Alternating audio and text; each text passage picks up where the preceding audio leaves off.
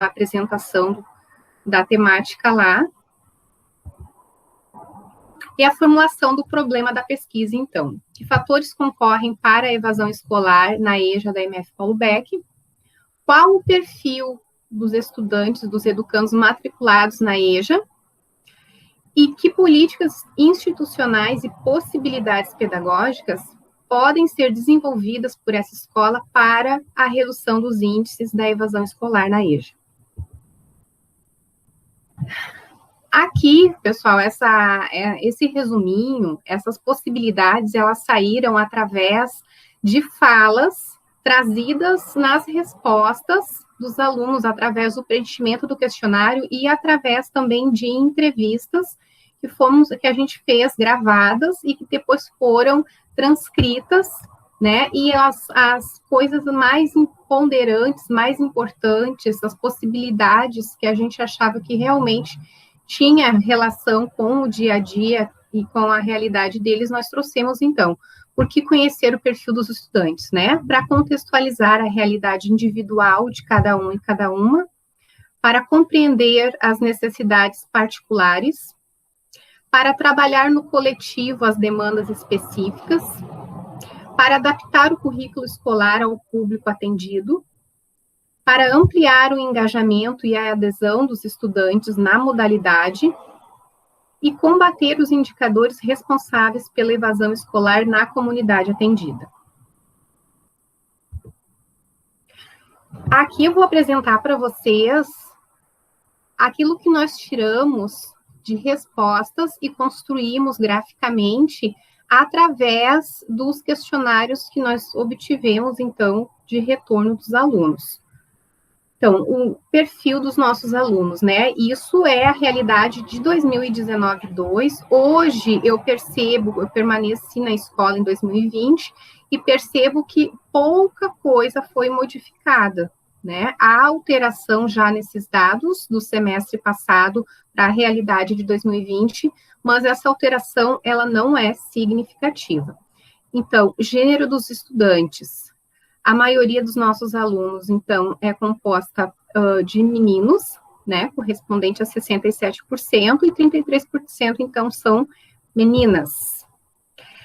Aqui é a questão da proximidade da casa deles em relação à escola. Quem mora próximo à escola no sentido de bairro, quem mora no bairro. A Paulo Beck, a nossa escola, ela fica no bairro São Miguel, mais especificamente na comunidade que eles chamam de Paim, né? Então, quem respondeu que sim é porque morava ali na Paim, então 37% dos alunos, né?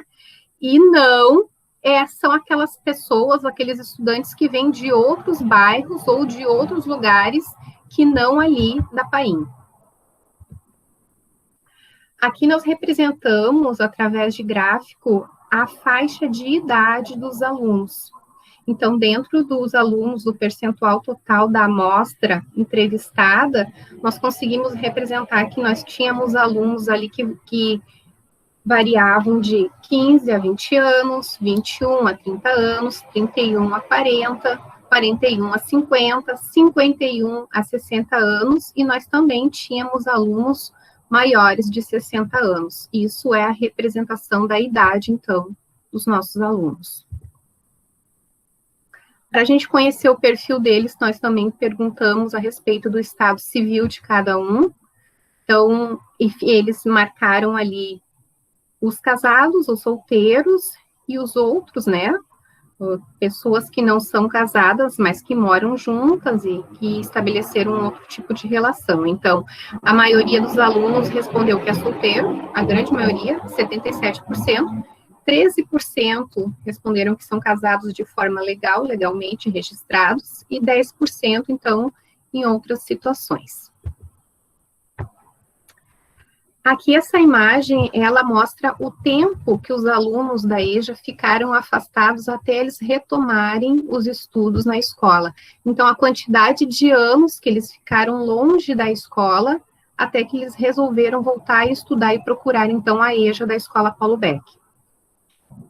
Eu não consigo ler a legenda, tá, toda, porque para mim aparece uma tarja aqui, Google Meet, você está compartilhando, mas assim, lá em cima, então, o que eu consigo fazer a leitura para vocês, e depois eu posso deixar esse material também disponibilizado. Lilian, desculpa, Lilian, se tu clicar em ocultar, vai desaparecer essa barra. Pois é, eu pensei em ocultar, mas eu não sei se não ia ocultar a imagem toda. Posso apertar ali? Pode, vai fundo. Ai, deu. Obrigada, Lucas.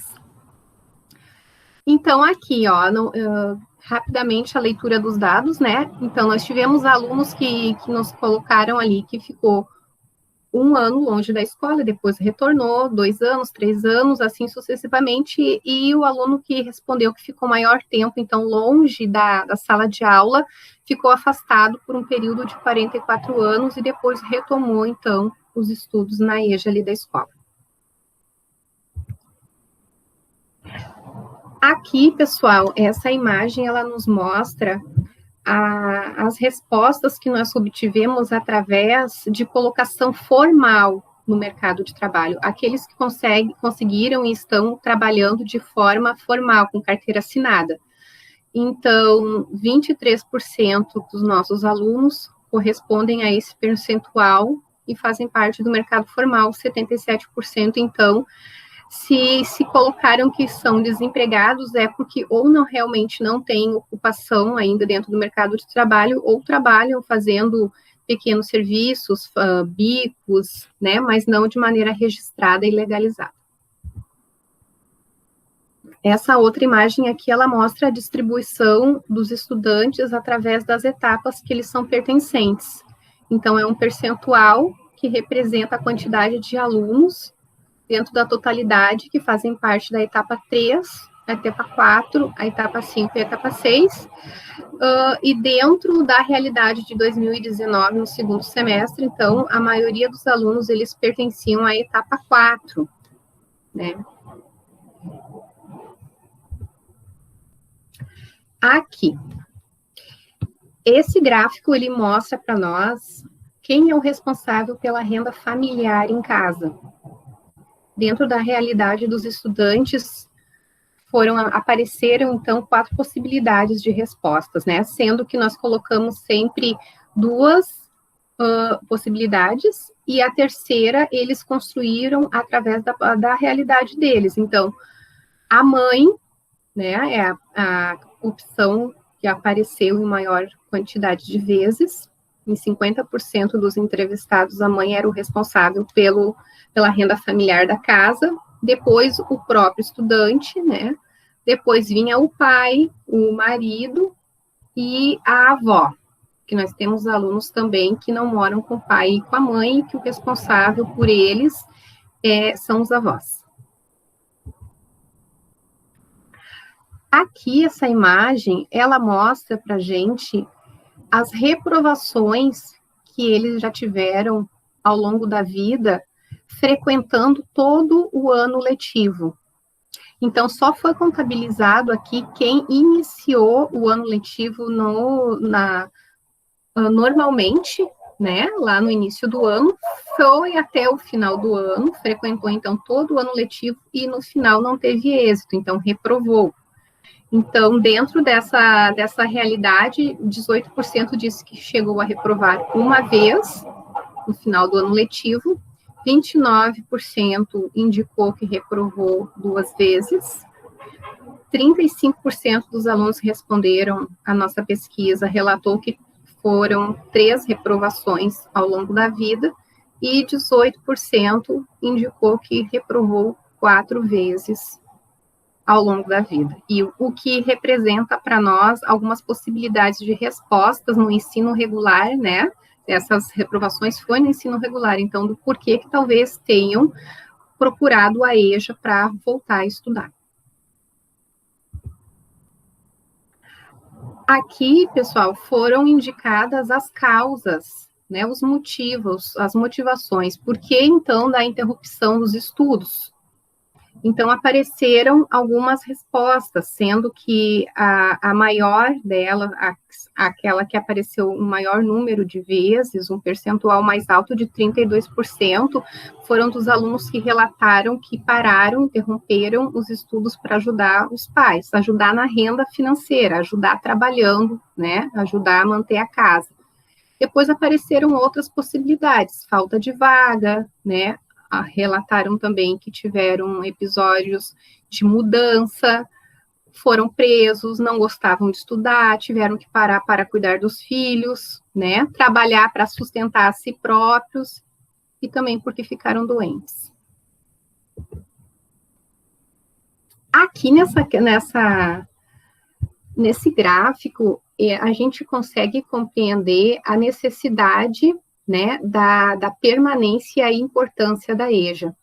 75% dos entrevistados responderam que o cônjuge, o esposo ou a esposa não tem o ensino fundamental completo, né? Somente 25% responderam que sim, então, que o companheiro ou a companheira tem o ensino fundamental completo.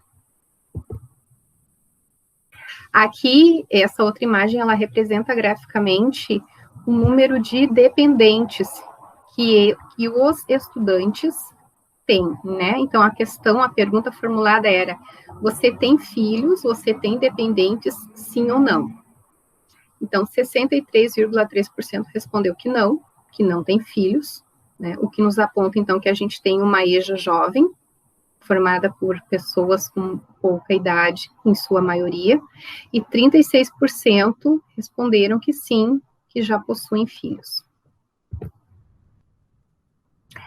Aí, falando sobre a questão de ter ou não dependentes, ter ou não filhos, a próxima questão formulada foi a questão da responsabilidade pelo filho no horário de aula. Quando esse estudante vai para a escola no horário que ele está lá assistindo a aula da EJA, como é que fica e com quem que fica esse filho, né? Então, nós tivemos aqui um empate entre duas possibilidades que foram as mais citadas, aonde os alunos, então, disseram que os filhos, na maioria das vezes, ou ficam sozinhos, ou a esposa cuida, né? Depois vieram as outras possibilidades, o marido cuida, a sogra cuida, uma tia cuida, para eles estarem, então, na aula. Essa outra imagem aqui, ela nos representa a motivação, o porquê que os alunos decidiram voltar a estudar, o porquê de retornar à escola, então. A grande maioria, 70%, relata que buscou voltar à escola para ampliar as oportunidades de trabalho, para conseguir uma colocação melhor, ou então se está desempregado e não conseguiu ainda uma colocação, para buscar essa colocação junto ao mercado de trabalho. Depois, 23% relatou que voltou a estudar para concluir o ensino fundamental, e 7% também apareceu aqui de contingente de pessoas que disse que voltou a estudar para conhecer pessoas novas. Então, aqui, para encerrar, eu trago para vocês que a pesquisa que iniciou lá em 2019, ela continua, né, para quê? Para estudar novos fatores que concorreram para a evasão escolar agora durante a pandemia, no momento pandêmico, em 2020, para monitorar o contexto e a realidade dos estudantes durante a pandemia,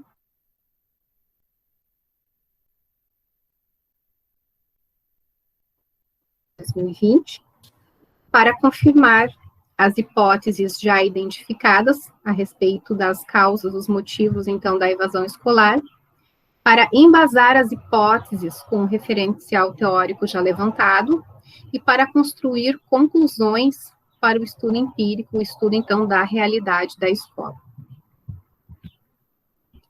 Eu vou voltar e descompartilhar a tela.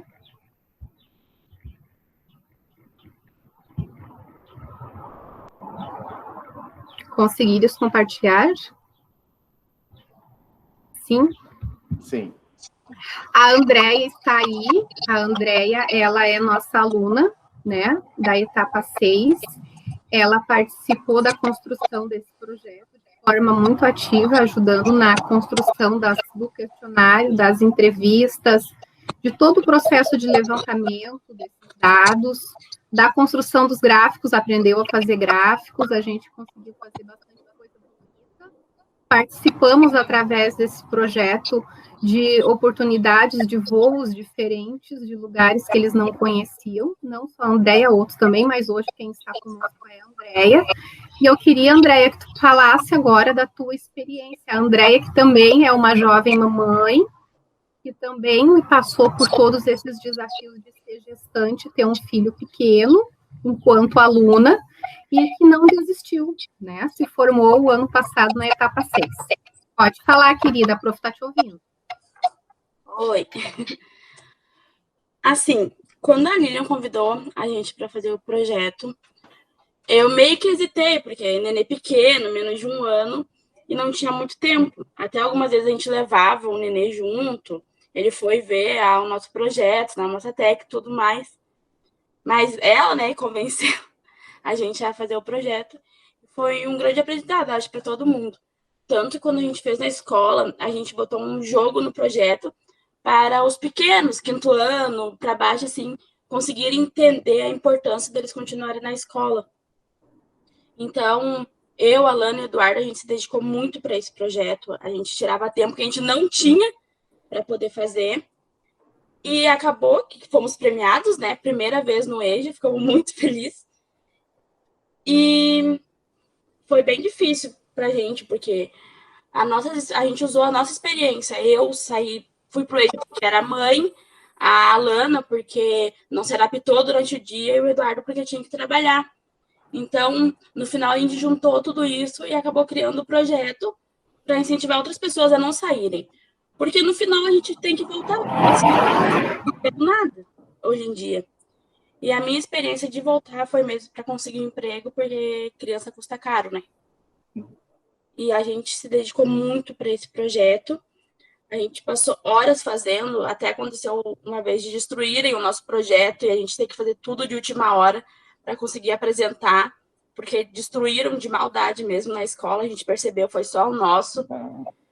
E a gente acabou tendo que fazer tudo correndo em menos de um dia para conseguir apresentar.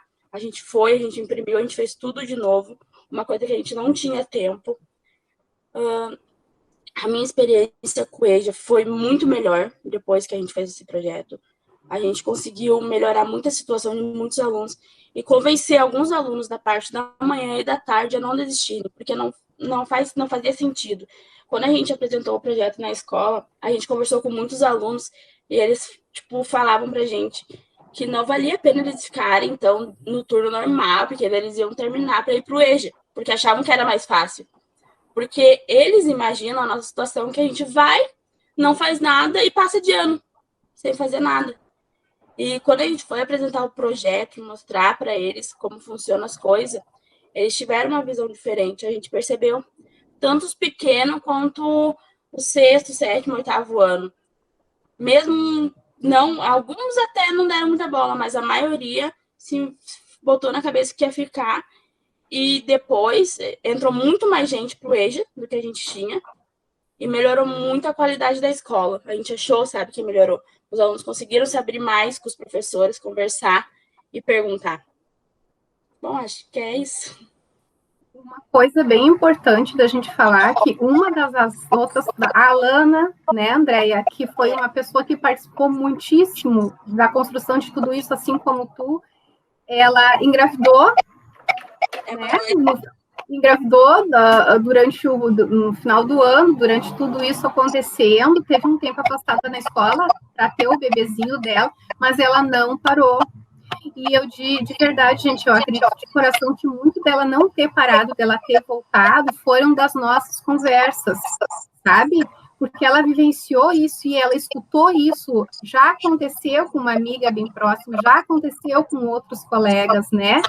E eu tenho certeza que isso foi um incentivo e foi um diferencial para ela ter ficado na escola, né? Hoje ela está na escola, ela está matriculada, ela segue estudando, e ela poderia entrar para a estatística, né? Ela poderia ser mais uma estudante jovem, adolescente que engravidou e que largou a escola. Então, acho que a gente conseguiu plantar coisas boas e tenho certeza que a gente também começou já a colher tudo isso. Querida, obrigada pela tua disponibilidade de tempo e participação. É isso aí, pessoal. Isso, agradecemos, então, esse relato tão bonito da EJA, né? Parabéns, Lilian, pelo teu trabalho, um trabalho como precursor, né?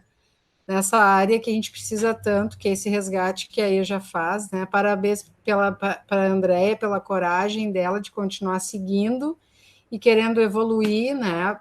Com uma criança pequena, que a gente sabe que não é fácil. Então, olha, vocês estão de parabéns, viu? Bem emocionante esse relato e bem importante esse estudo. E, então, podemos seguir, né, Lucas? Agora, vamos seguir com a Débora? Pode ser, Débora? Sim. Ok. Deixa eu só deixar aqui, compartilhar. Eu só vou fazer a apresentação da Débora, então, antes. Uhum.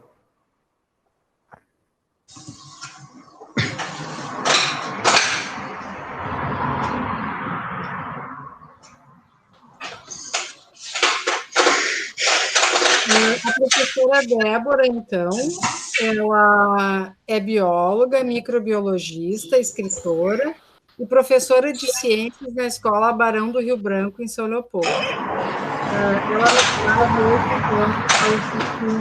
o relato da oficina sobre horta sustentável através dos recursos lúdicos, didáticos de data.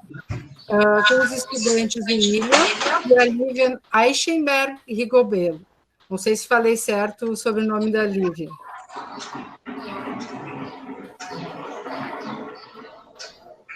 É Rigoletto. Ah, tá, viu? Ó, é um pouquinho complicado. Então, tudo contigo, Débora. Bom dia. É um prazer estar aqui e trazer principalmente 2 estudantes. Eu só queria pedir para alguém tirar o som, porque está dando informação. Que fosse tirado o microfone. Tem alguém que tem muito barulho. Daí, o William... Infelizmente, não. Era de vocês ali. O microfone realmente na casa de alguém. Deve ser do William, desculpa. Mas desliguei aqui. Tá. Não, mas obrigado, tá? É que daí senão não se escuta. Mas, enfim, eu quero agradecer muito esse espaço, porque é um espaço onde os jovens são os protagonistas. Eles é que tem que aparecer, não o professor. Mas a gente é orientador e precisa dar as coordenadas. Nós, na Escola Barão do Rio Branco, Escola Municipal, trabalhamos há muitos anos com a horta. Nós temos um pátio muito grande. E nesse pátio cria muito mato. Vários animais aparecem e a gente não quer que eles morram, né? Então, a gente sempre procura, em todos os anos que eu estou lá, sempre a gente procura alternativas para plantio. No ano de 2019, nós fizemos uma pesquisa com estufas sementeiras.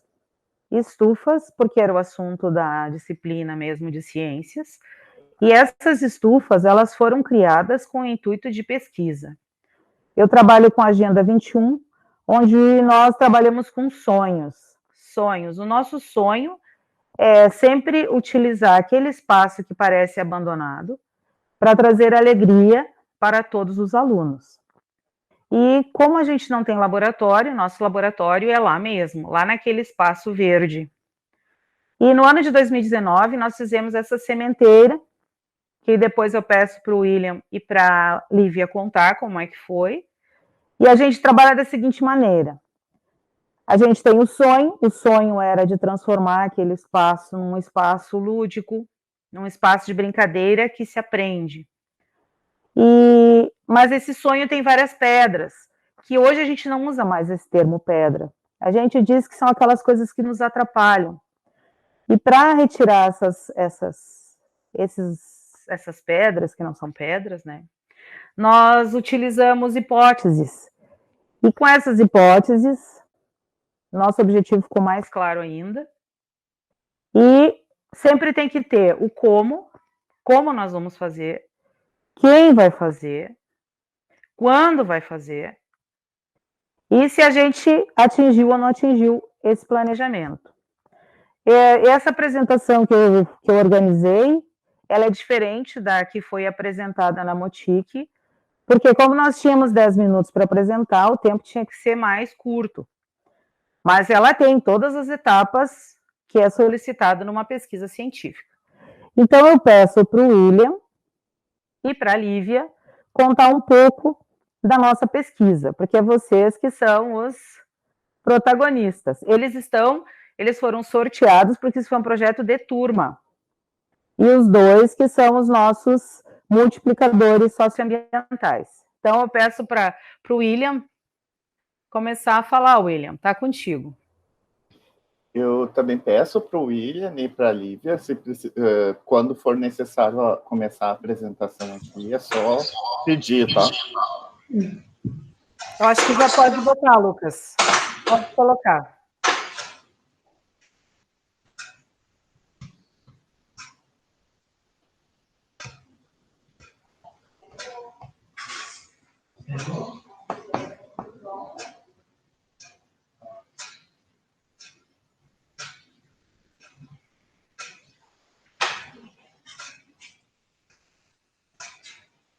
Podem começar, então. Vai, Lucas. William.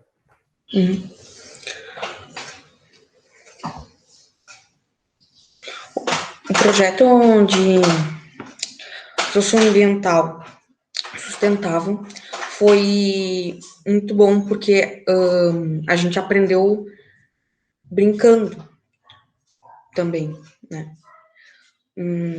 A gente aprendeu, por exemplo, com o minhocário, o funcionamento, a produção de humus, como é a produção de humus. A gente aprendeu também o ciclo da chuva e William, várias outras coisas. William, Lucas, bota a foto do William, que agora é a vez do William. Não é minha mais. É dele, meu gurizão. Aí o William segue falando.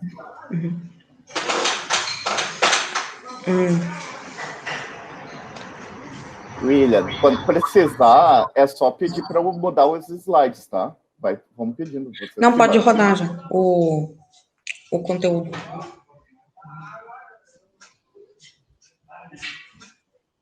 Vem um pouquinho para baixo. Um pouquinho mais. Projeto da Horta Socioambiental Sustentável.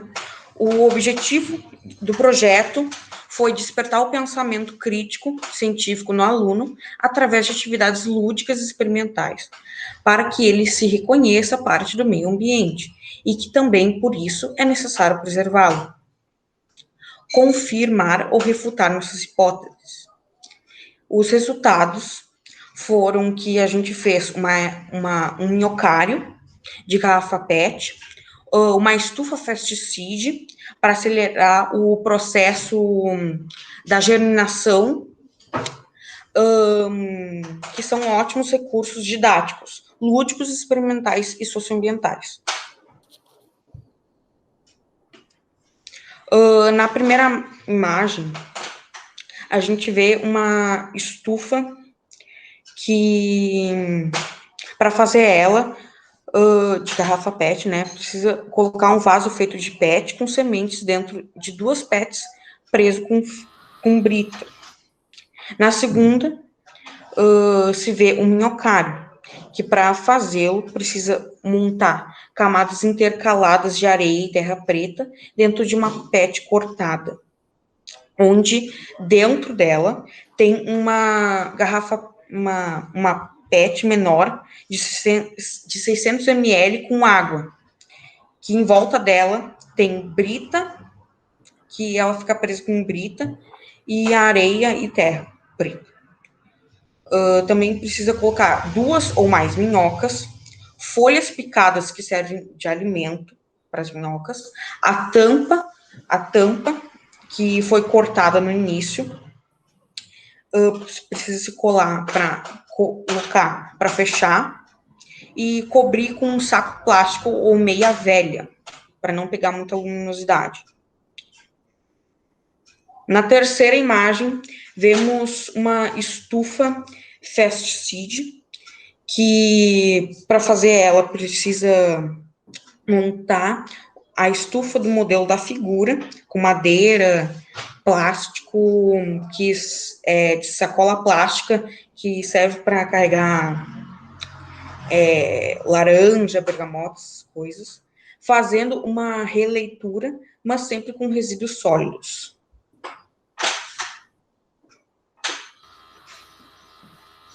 As hipóteses foram que foi possível plantar, e é possível plantar em canteiros com adubo, colher e se alimentar em plena sala de aula. Que a aula possui práticas em hortas, é muito mais divertida e efetiva. Acontece a aceleração de germinação e crescimento das sementes em estufas móveis inéditas, criada para esta finalidade. Retirando os resíduos sólidos inorgânicos da natureza, nossa pesquisa gera sustentabilidade.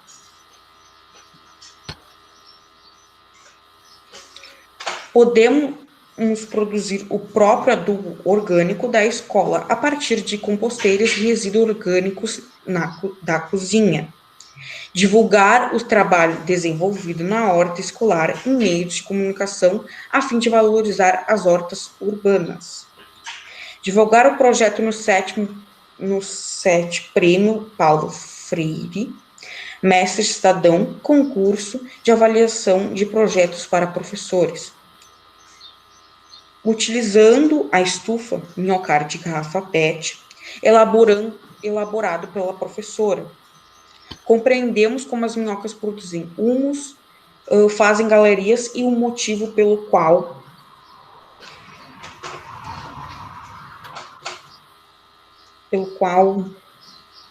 Opa. Não apareceu. Aqui. Pelo qual são animais recicladores. Isso aí. Comeremos um lanche saudável utilizando as verduras plantadas na horta e evitaremos proliferação de baratas e escorpiões.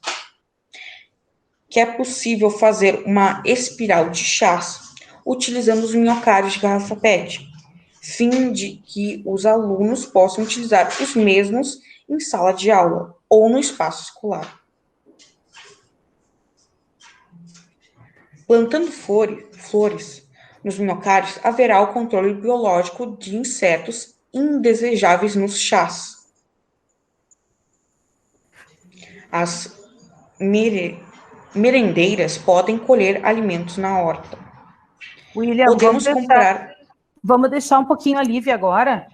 Sim. Ela, tá? Pode ser? Vai, Lívia. As hipóteses também são: nós podemos reformular o minhocário de PET e também transformá-lo em estufa.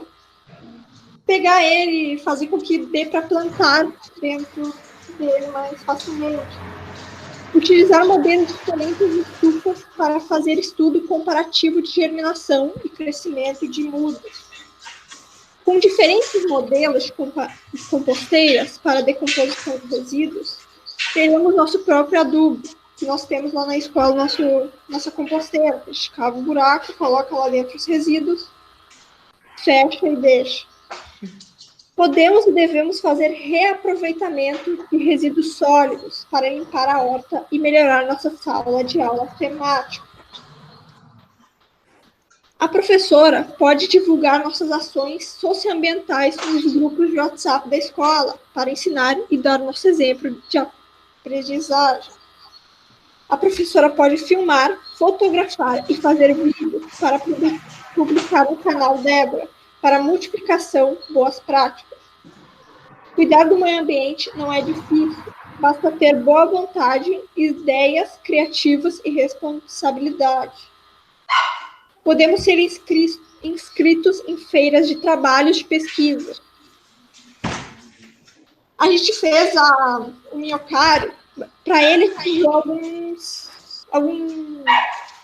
materiais recicláveis. E dele foi garrafa PET, uma de 2 litros e outra de 600 ml. A gente usou areia, terra preta, uma régua, um saco de lixo ou meia velha, água, tesoura, minhoca sem machucados, folhas bem picadinhas, brita, prendedor de roupa, madeira, saco de batata, sementes de alface e cenoura. A gente conseguiu ver elas fazendo humus, adubando a horta. A gente conseguiu plantar dentro depois que a gente fez. Não só isso, a gente também fez uma estufa que a professora, na verdade, fez, que a gente testou. A gente trazia sementes, a professora plantava, a gente cuidava. E a gente conseguiu ver as sementes crescendo com o tempo, todo dia que a gente ia na aula.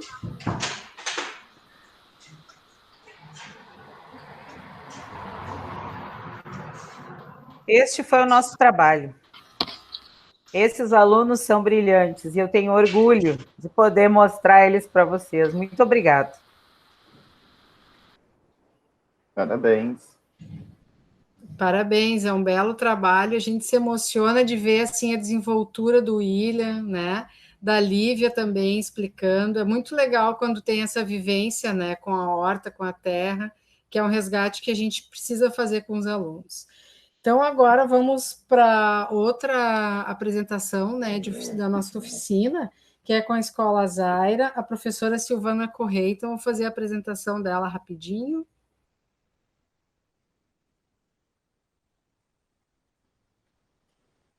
A professora Silvana de Leon trabalha com os alunos dos anos finais, com a disciplina de língua inglesa, com os alunos dos anos iniciais, especificamente com o 5º ano, em 2020, desenvolvendo os conteúdos de R2, que incluem o desenvolvimento da pesquisa científica. Atua ainda na sala de recursos da Escola Zaira, juntamente com a colega Cláudia Mariani, atendendo alunos de atendimento educacional especializado e espaço de aprendizagem. Atualmente é doutoranda do programa de pós-graduação em Linguística Escolar aplicada da Unicinos. Desculpa, me atrapalhei aqui. Atualmente é doutoranda do programa de pós-graduação em Linguística Aplicada da Unicinos, com foco em pesquisa sobre a linguagem nos espaços escolares, inclusive no AEE. Já participou de várias edições da MOTIC, de São Leopoldo, e está muito feliz em participar de mais esse relato de uma experiência. Então, professora Silvana. Vocês estão me ouvindo? Que antes o meu áudio não estava... Sim, estamos ouvindo, e me orientem na hora de apresentar, quando for o momento certo e tudo mais. Certo. Eu gostaria de parabenizar todos os trabalhos, acho que todos foram, assim, de uma relevância muito grande. Estou bem feliz que em todas as 3 oficinas que eu participei, a professora Débora estava, e acho que ela pode até me ajudar a falar nisso, como foi importante o relato dos alunos, né, nesse contexto científico, e agora a gente está numa 3ª oficina com tantos temas importantes, né, e de espaços que eu já participei também. A professora Lilian está de parabéns, a EJA, assim, cada vez mais feliz de mais alunos aparecerem, né. A professora Sandra está aí, fiquei muito feliz, porque eu tenho um grande carinho por ela e que ela sabe esse movimento da EJA, né, que é tão importante. Então, parabéns. E eu vou apresentar um pouquinho, só falar, né, desses meus 3 alunos que já não são mais meus alunos. Eu tenho muito carinho por eles. Ano passado me procuraram para ajudá-los a orientar nesse trabalho, mas muito mais eles me ensinaram do que eu ensinei a eles, né? A gente fez um trabalho muito legal, que eu acho que, assim como falaram ontem na oficina que nós estávamos, né, Débora, sobre a importância desses trabalhos científicos continuarem e da visibilidade que tem para a comunidade em geral, porque uma pesquisa, a gente sabe como nós, pesquisadores, engavetar uma pesquisa não é... A gente tem, eu acho que como pesquisadores, e eles já estão começando a entender isso, a gente tem o dever de devolver para a comunidade o que acontece. E eu fiquei muito feliz de ser convidada para esse trabalho, porque eu tenho ainda contato com eles, né, e eu sei que essa pesquisa deles não parou na escola, e eles continuaram, mesmo sem a gente, agora eles voam com as suas próprias asas, né, e isso é o mais importante, mais gratificante. Então, eu deixo aí para a Andriele, para a Ana e para o Dani, porque eles são mestres para falar sobre o assunto. Boa apresentação. O Lucas, tu pode compartilhar, porque agora até eu estou conseguindo, mas se tu puder, eu agradeço. Eu vou fechar meu microfone.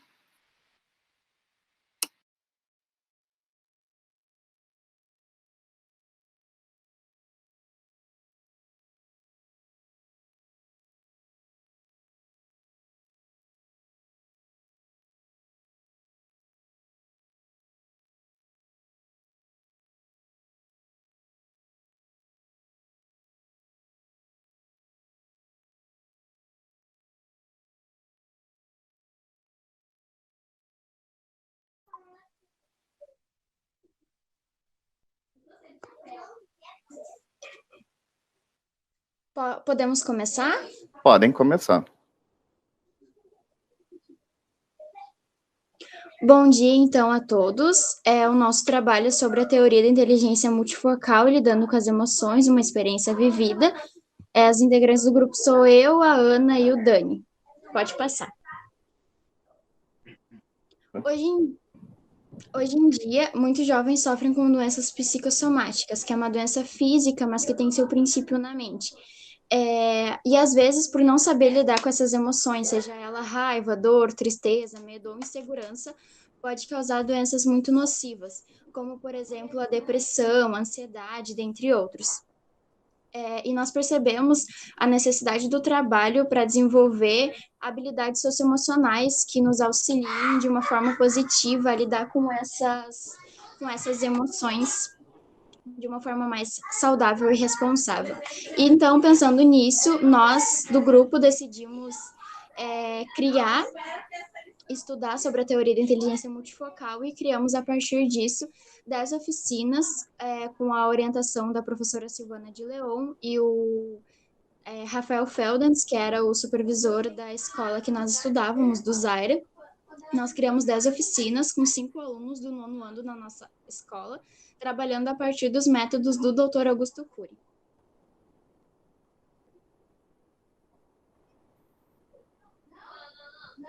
A nossa pergunta da pesquisa foi: de que forma a vivência nas oficinas de gestão da emoção ajudou e auxiliou os alunos no desenvolvimento de habilidades socioemocionais para lidar com situações que podem gerar um estresse emocional vividas no nosso dia a dia?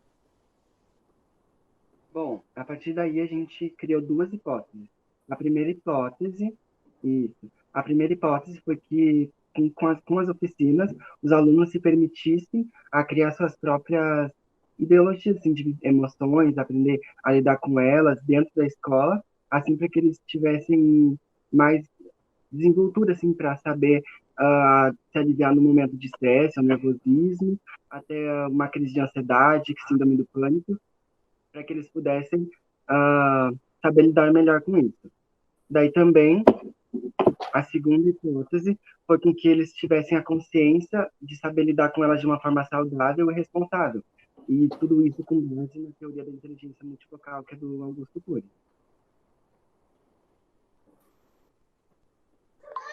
Nosso objetivo inicial foi apresentar para a Escola Zaira o resultado da nossa pesquisa sobre a TIM, que é a Teoria da Inteligência Multifocal. Os nossos objetivos foram realizar uma pesquisa bibliográfica sobre a TIM. Nós também organizamos as 10 oficinas, todas embasadas nos métodos do Dr. Augusto Cury. Nós aplicamos as atividades nas oficinas e depois nós coletamos e analisamos todos os dados.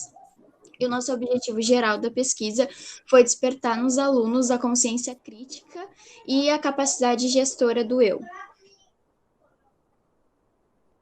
Bom, sobre a nossa metodologia, a nossa pesquisa não é só uma pesquisa, é uma pesquisa qualitativa, e que além de conter a parte bibliográfica e escrita dela, a gente criou as oficinas, né, onde tinha uns 5 alunos dos 9º anos, e com elas todas baseado na teoria da inteligência multifocal. No nosso primeiro plano, assim, a gente registrou tudo no nosso caderno de campo, e no dia 27 de maio a gente entregou para a direção da escola, para a supervisão, onde eles avaliaram e toparam o plano aceitaram que a gente fizesse as oficinas com os alunos, né? E logo em seguida a gente deu início a elas, e também a gente leu para ter uma noção, assim, de que a gente usar, quais os temas a gente abordar. A gente leu não só o livro da Teoria da Inteligência Multifocal, mas também a gente leu o livro 12 Semanas para Mudar uma Vida, que é um livro onde a gente tirou algumas coisas principais para fazer as oficinas. Bom, agora sobre o Dr. Augusto Cury. Quem ele é? Ele é um médico psiquiatra, psicoterapeuta, pesquisador e escritor. Ele se formou em medicina pela Faculdade de São José do Rio Preto e ele é mundialmente conhecido pelos seus livros, mas principalmente na área da psicologia. Ali eu coloquei alguns exemplos de livros dele, como A Inteligência Multifocal, 12 Semanas para Mudar uma Vida e Gestão da Emoção.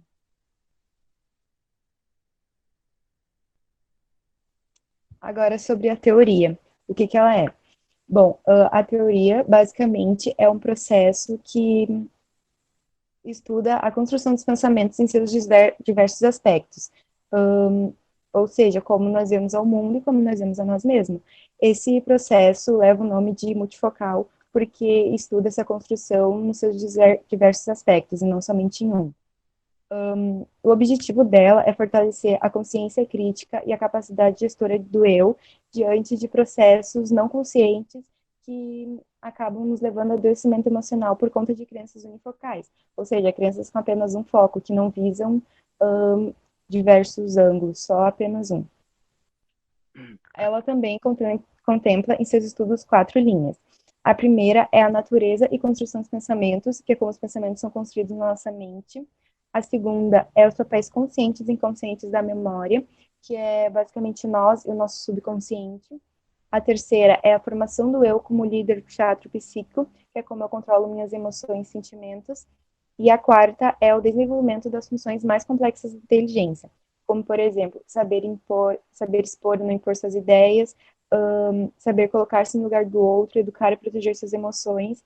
E essas ideias foram a base que nós tivemos para aplicar nas nossas oficinas. Bom, sobre as nossas oficinas. Elas funcionavam de forma semanal, todas as sextas-feiras, das 3h35 até as 5 horas da tarde.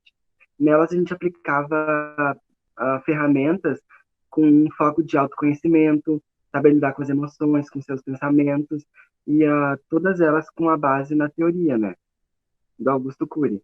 E logo que a gente iniciou as oficinas, a gente buscava assim fazer com que eles expressassem primeiro, para depois a gente ir aplicando ao tema da oficina, né. Então quando a gente aplicava o tema, sempre tinha alguma atividade, algum questionário para eles fazer, e depois a gente ainda, no final, a gente buscou o que eles melhoraram e o que a gente acha que nós mesmos melhorou também.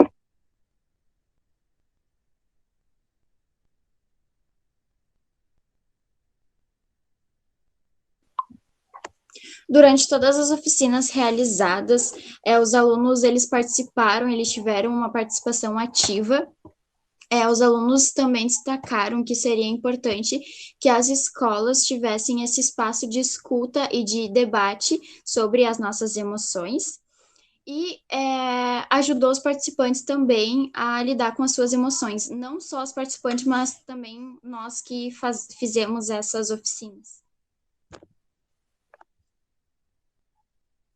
Bom, 2 meses atrás, eu, Andriele, criei uma página no Instagram para fazer lives semanais, onde fala do crescimento emocional. Ali tem lives sobre princípios, valores, sobre identidade, sobre autoestima, sobre mágoas, sobre perdão, sobre relacionamentos, dentre vários outros assuntos. E a partir do ano que vem, eu pretendo propor para a direção da escola do IFSU, onde eu estudo, um espaço de conversa e de escuta sobre as emoções, porque a gente vê que é bem importante a gente ter esse espaço dentro das escolas, onde os alunos possam falar, possam debater sobre esse tipo de assunto, com os próprios alunos.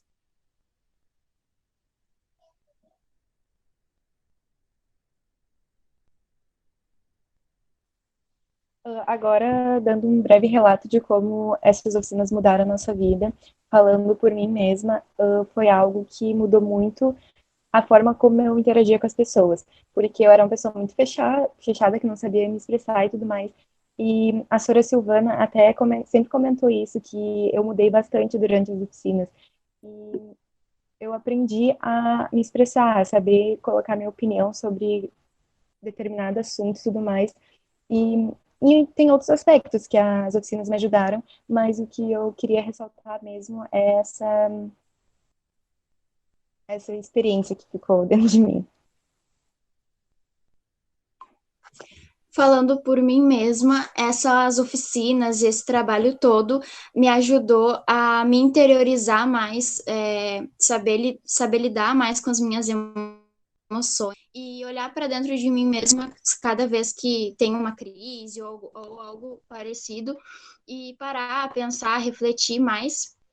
E também aguçou a minha visão empática sobre as pessoas. Sempre olhar se elas estão precisando de alguma coisa, se elas estão bem, se elas não estão, e procurar sempre ajudar. Isso foi 2 coisas das diversas que a teoria e essas oficinas me ajudaram. Bom, para mim, a teoria mudou, me ensinou vários mecanismos para aliviar o estresse, o nervosismo. Até estava lembrando de algumas vezes que a gente estava bem nervoso para aplicar as oficinas, porque a gente ficava bem nervoso, né? E a gente aprendeu o sopro Ra, que é uma técnica mecânica, assim, uma mecânica para aliviar o estresse, onde a gente respira algumas vezes, eu não lembro direito, para ser bem sincero, onde a gente respira algumas vezes e daí dá um grito. E daí tu perde o foco daquele nervosismo, aquela tensão. E também eu era muito, acho que até hoje eu sou um pouquinho ainda, eu era muito falante, mas eu escutava menos e falava sem parar. Então acho que isso eu mudei bastante.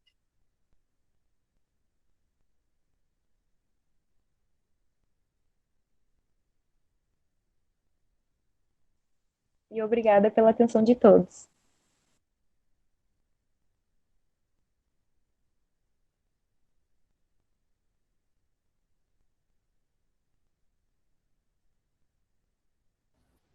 Que legal, então, pessoal, poder ouvir esse relato de vocês, né? Como é importante a gente saber lidar com as emoções e como o lidar com as emoções está atrelado à educação também, né?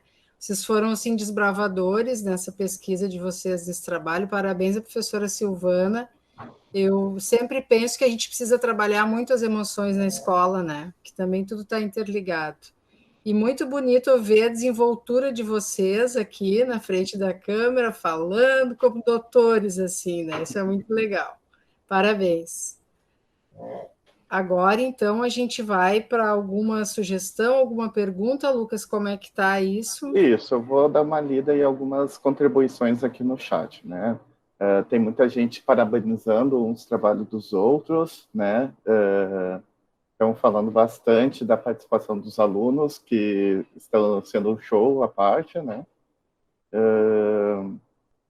estão parabenizando as pesquisas, o depoimento, que são bastante tocantes. Estão sugerindo, a Débora está sugerindo que vocês façam o trabalho com os professores. Eu acho que sim, é necessário. E a Débora ainda continuou perguntando, precisa melhorar? O que falta para melhorar o trabalho de vocês?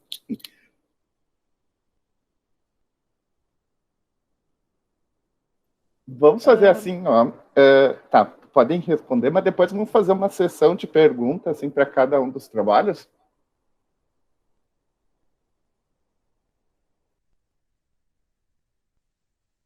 Então, respondendo isso de melhorar, eu acho que a gente está sempre em um processo de evolução, certo? Onde a gente sempre busca melhorar e tudo mais. E como, por exemplo, em questão do trabalho, o projeto inicialmente era 5 alunos. Da escola toda era somente 5 alunos. Eu e a Andriele fizemos uma oficina com os alunos menores, que a gente trouxe um livrozinho de historinha. Foi super legal. E daí, para melhorar esse projeto, nós queríamos expandir ele. Nós queríamos que tivesse um espaço assim organizado na escola, onde quem quisesse falar sobre suas emoções ia, quisesse aprender alguma coisa também, falar algum relato, se sentiria à vontade para fazer.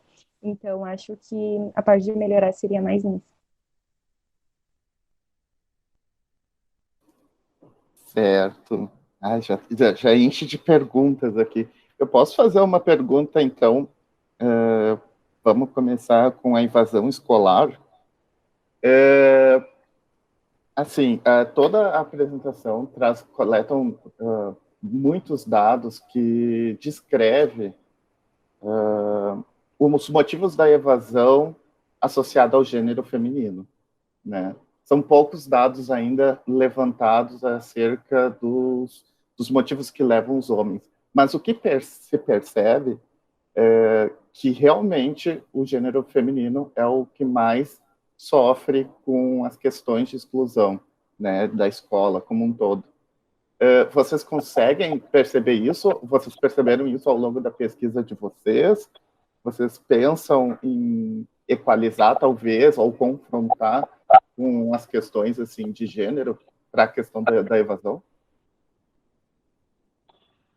Quando a gente fez a pesquisa, a maioria das mulheres respondiam que quando elas casaram, elas abandonaram a escola, a maioria por causa dos maridos, que eles não aceitavam. Daí depois que se separavam, que voltavam para a escola.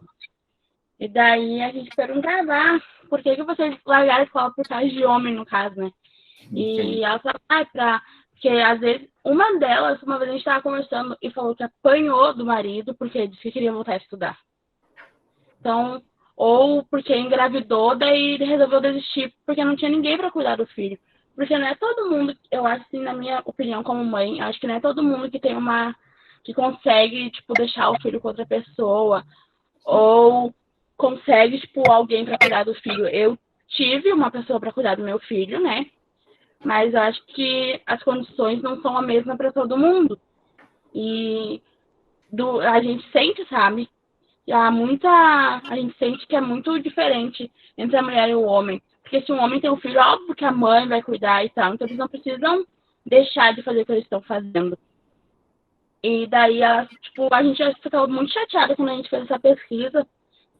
Tanto eu quanto a Lana sentimos mais assim, sabe? Porque a gente ficou pensando, né? As mulheres abandonaram por ou questão de filho ou questão de marido que não deixava estudar. E a gente achou isso muito errado. Porque, que nem um exemplo, a Lana, no caso, ela era casada com meu irmão, até hoje, e ele não queria que ela estudasse. Ele falava que ele não queria, porque não gostava, tal, sabe? Queria que ela estudasse durante o dia, que era uma coisa que ela não se adaptava.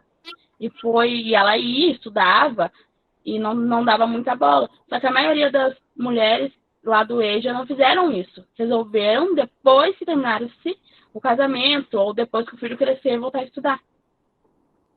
Uma coisa que eu percebo quando falo agora, e como estava trazendo antes os dados, como vocês estavam falando com a própria comunidade escolar de vocês, acho que um ponto bem importante seria focar nesse diálogo com as mulheres, com as meninas, né, da escola que estão no turno regular ainda. Não pensando como que a EJA é a última opção, sabe, que não por causa disso, né, porque a EJA não é castigo para ninguém, não é porque é uma modalidade, é um espaço que está sendo ofertado para todos, mas fazer essa fala que tu está dizendo de ter controle da sua própria formação é extremamente importante para as meninas, né? Eu acho que quanto mais a gente usar esse diálogo para fazer as mulheres se apropriarem da sua própria educação, dos seus próprios destinos, acho que é bem interessante. Fiz o macho explicando o que as mulheres têm que fazer, mas não é essa a questão, tá? Desculpa. Mas eu acho que seria um bom ponto. Posso falar? Sim, eu acho que falta muita questão ainda no projeto que a gente podia ter feito, sabe? Principalmente depois da pesquisa com as mulheres. Gostei também da questão de conversar com as alunas. Achei bem legal até. É que não é assim que ainda falta. Vocês estão traçando isso daí, vocês estão num trajeto. Então, é um passo a cada vez. Eu acho que vocês chegaram nos dados, agora vão para as próximas ações. Eu acho que vocês estão de parabéns mesmo por conseguir trazer esse perfil, né, das comunidades, que eu acho que é bem comum também às outras comunidades escolares. Eu acho que é bastante semelhante. Mas parabéns mesmo, parabéns. Sobre a horta, eu fiquei muito, muito, muito com vontade de começar a criar horta e ter um minhocário. E eu confesso que uma vez eu tentei fazer um minhocário de garrafa PET, deu tudo errado, ficou um fedor horroroso, né? Não consegui. Eu acabei comprando uma composteira mesmo, né? Um minhocário para poder fazer minha compostagem. Quais foram os desafios de vocês para essa confecção desses processos, né? Tanto da estufa, que eu achei um nome maravilhoso, e com o minhocário. Fala, William. Lívia, é que tem um som aí no meio. Mas não sou eu, né? Ué. William? Responde, William. Tem o som atrás, daí é difícil de ouvir, William. Lucas, é que não dá para ouvir por causa do som atrás, Lucas. Já vai. Tá, William? Obrigada. Sim. Só para baixar o som, por favor. Obrigado, William. Quer comentar, Débora? Pode ser. Assim, quando esse minhocário, eu fiz há 20 anos atrás, tá? Criei o minhocário e realmente ele não fede. Ele já foi publicado já nacionalmente até. É um minhocário que tu faz de uma forma bem simples, onde tu usa a garrafa PET de 2 litros ou 3 litros até melhor. A garrafa de 600 ml, até tem menores hoje, porque a garrafa de 600 ml representa os rios, os mares, os lagos no planeta. Porque o minhocário é um pequeno planeta Terra.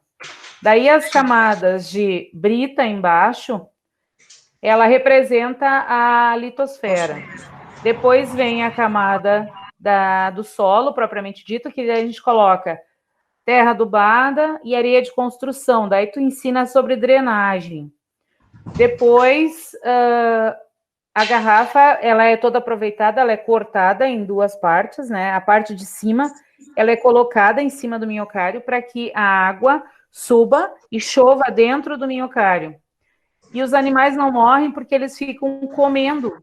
A gente coloca folhas em volta e os animais comem, eles sobem, buscam alimento como detritivos, né? Detritivos que eles são, e eles levam para as galerias e lá eles trabalham. Esse minhocário, cada ano que eu faço, tem uma nova linha. Tem anos que eles sugerem uma meia de futebol, meião, deu para usar. a gente utilizava o aprendedor, porque ele tem que sendo colocado dentro de um saco plástico para escurecer, porque são animais de escuridão, né? Uhum. Eles são animais cegos. Daí tu fala sobre toda a prática. Eu posso te mandar também pelo WhatsApp ou pro grupo também como se faz ele. Ele é muito interessante. Tu ensina muita coisa, um recurso didático assim incrível. E a estufa, né, William? Qual foi o desafio da gente fazer? Aquelas da rua que a gente botou na rua, lembra? Qual aquela que foi a partir do minhocário ou foi aquela de... A partir do minhocário. Ah, sim. A dificuldade... Quando choveu.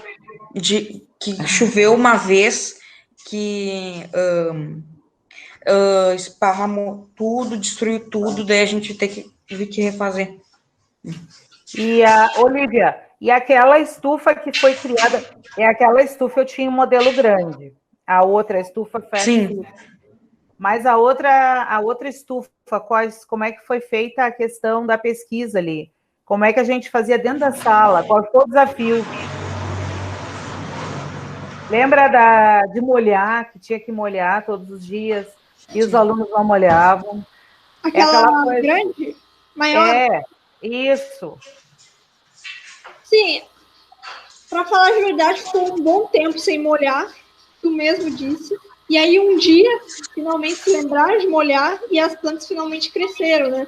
Esse programa eu esquecia e só quando molhava de novo é que dava.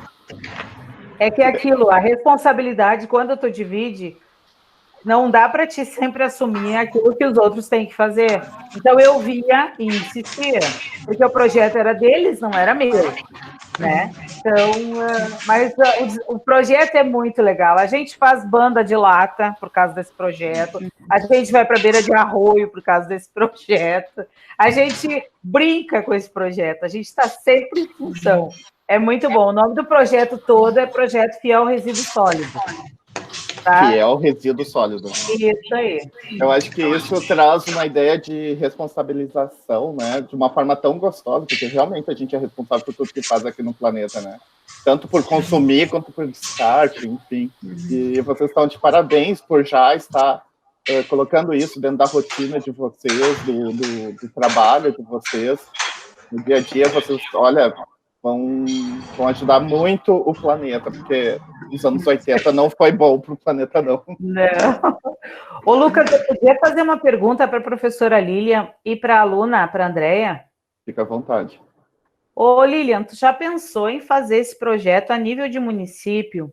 Porque, assim, ó, o ano que fecharam as EJAs no município foi, assim, uma dor. Eu fui uma das professoras e fiquei muito triste. Eu trabalhava na EJA, me identifico com a EJA, me identifico com a tua aluna. E assim, ó, fazer uma pesquisa a nível de município, como tu fizeste, porque tu tem capacidade, teus alunos também para isso, para que mais alunos do município de São Leopoldo voltassem a estudar. A tua pesquisa, tranquilamente, com os teus alunos, vão além. E tu poderias, com eles, dar mais possibilidades de ensino, porque tu provas aquilo que tu falas, entende?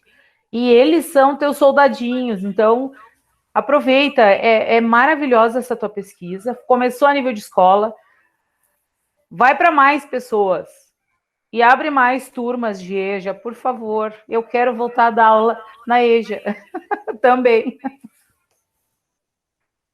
Débora, querida, que bom que tu falou sobre isso. Essa pesquisa, ela já está rendendo frutos, Débora e colegas, né?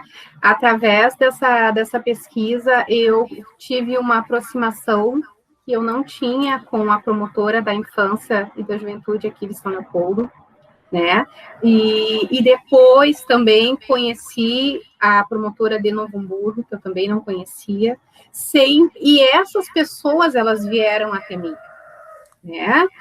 E eu sou ligada ao projeto de pesquisa em gestão educacional da Unicinos, Participo também de um grupo de pesquisa que até está fazendo uma pesquisa junto à SMED, ao município aqui de São Leopoldo, né, até onde eu sei, docente municipal, eu sou a única que estou participando desse grupo, ajudei a elaborar, junto com esse grupo de pesquisa, os questionários que foram aplicados aos docentes.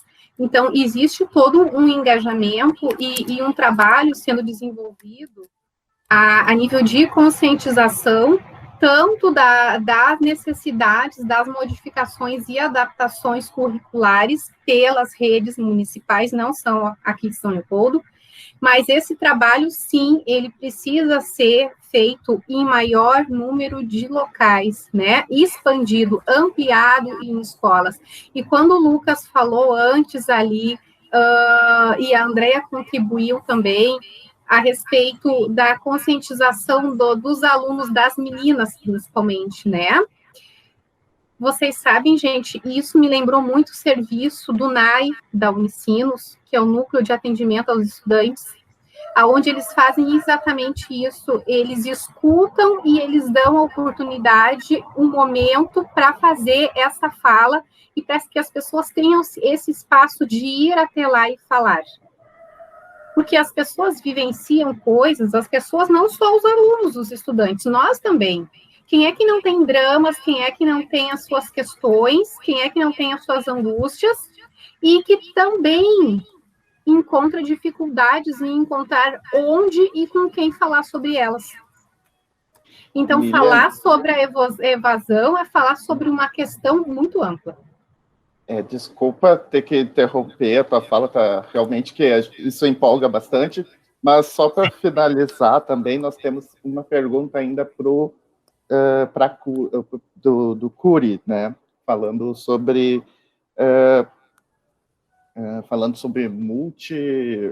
olha, esqueci o nome, desculpa. Teoria da inteligência multifocal. Se eu tivesse um pouquinho mais, eu teria aprendido. Então, inteligência multifocal. Vocês sabem quais são as limitações dessa técnica? Vocês sentem... porque ela conquista muito, né? Da vontade de realmente, com 12 passos, resolver os nossos dilemas. Vocês veem o lado também, as limitações dessa técnica e como que a gente podia suprir, então, essas deficiências dessa técnica com outros processos? Falando a minha opinião, eu acho que uma das limitações dessas técnicas são as próprias pessoas, porque as próprias pessoas, elas estão sob crenças unifocais, tipo assim, não, eu não posso falar nada, ou tão limitadas realmente, e elas não querem, muitas vezes não querem aprender sobre essas emoções, elas não estão nem aí, digamos assim. Então, uma das próprias limitações dessa pesquisa que a gente viu, analisando na oficina, nas oficinas que a gente fez com os pequenininhos também, uma das limitações foi das próprias pessoas não terem um interesse, não quererem, muitas vezes, aprender sobre uma coisa nova.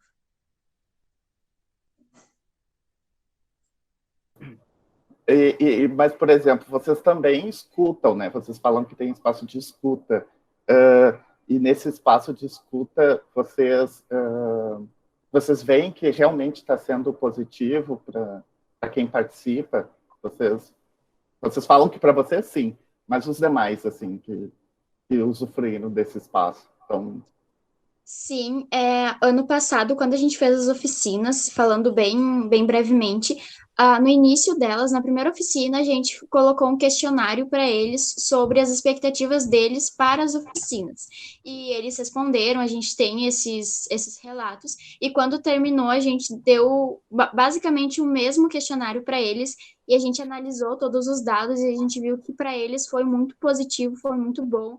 Eles conseguiram usufruir disso, eles conseguiram aprender com isso. Teve até os alunos mesmo, eram nossos amigos, e falaram, nossa, essas oficinas estão sendo muito boas para nós, para a gente conter muito estresse, conter a ansiedade na escola, e essas coisas assim. Então, para eles, a gente sabe, por eles falando e pelo questionário, que foi bem positivo também.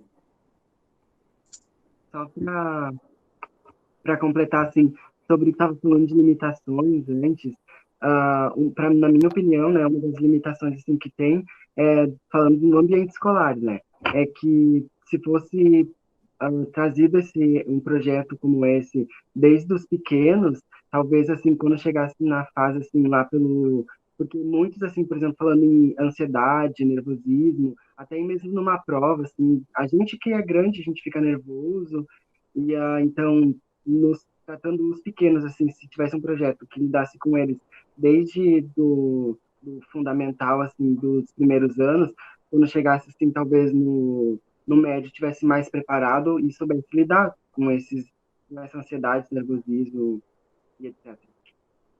Ai, gente, vocês estão de parabéns, parabéns mesmo. Patrícia, nós estouramos todo o tempo possível. Vai contigo para finalizar. Isso.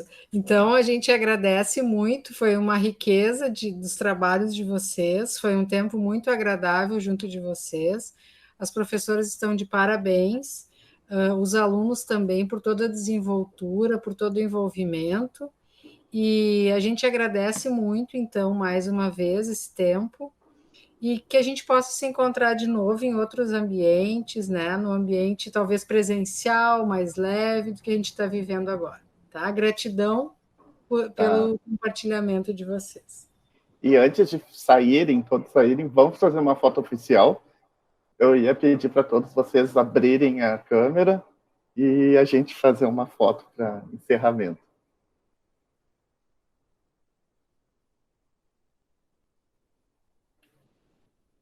Profs, todas as profs estão aí, alunos, estudantes. Sim. 3, 2, 1, sorrisão. Deixa eu ver se ficou legal. Perfeito, gente. Muito obrigado também. Uma boa quinta-feira para todos e todas, tá? E parabéns pelos trabalhos. Tchau, pessoal. Obrigada. Tchau, obrigada pela oportunidade. Tchau, William. Tchau, Lívia. Tchau, André.